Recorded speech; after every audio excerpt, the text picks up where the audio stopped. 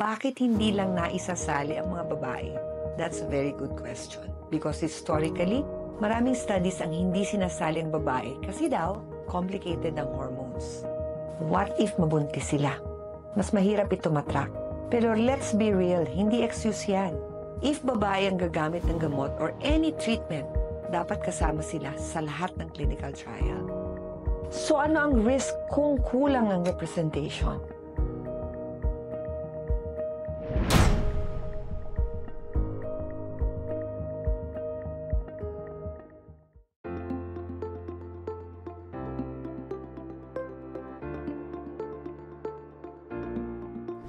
Hi, I'm Doc Delara, cardiologist, educator, and advocate for women's heart health.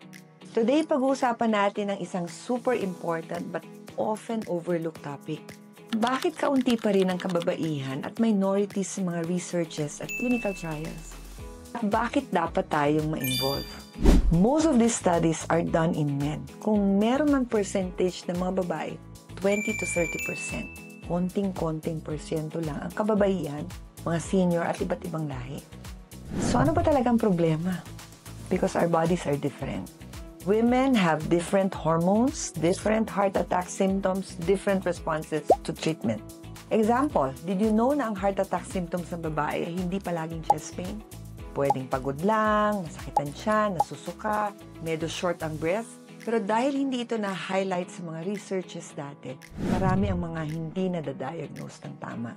Pareho rin na nangyayari sa mga ethnic minorities. May mga lahi kasi na may mas at risk at certain diseases like for example, high blood, diabetes, lupus. Pero kulang pa rin ang representation sa mga clinical trials. Now, you might ask, bakit hindi lang naisasali ang mga babae? That's a very good question. Because historically, maraming studies ang hindi sinasali ang babae kasi daw, complicated ang hormones. What if mabuntis sila? Mas mahirap ito matrack. Pero let's be real, hindi excuse yan. If babae ang gagamit ng gamot or any treatment, dapat kasama sila sa lahat ng clinical trial. So ano ang risk kung kulang ang representation? Of course, number one, wrong dosage. Most of these drugs are dosed for the average male body.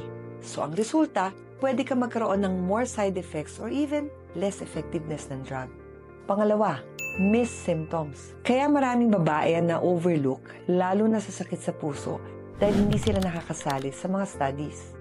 Pangatlo, delayed diagnosis. Mas matagal malaman kung effective ba ang treatment sa mga taong hindi sinasama sa mga trials. At para sa ating mga Pilipino or the Asian communities, minsan wala pang ang data very specific to us. And that's a huge blind spot.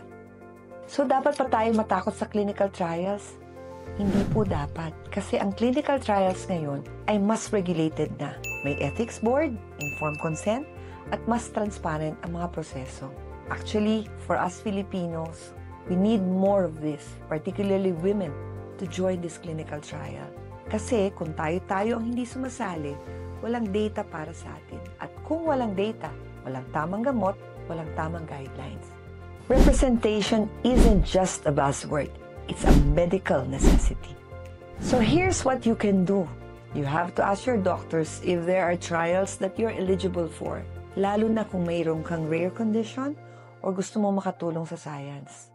Support research institutions that includes women and minorities. Spread awareness. Maraming kababaihan ang hindi aware na kulang pa rin tayo sa data. Let's help change that. We deserve health solutions that are made with us in mind. Hindi yung hula-hula lang. So the next time you hear about clinical trials, remember this. Representation saves lives at dapat kasama ka doon. Kung may natutunan ka, like, share, and comment below. And don't forget to subscribe for more heart-smart, health-empowered videos. Ako po si Doc Delara. Let's make science work for everyone.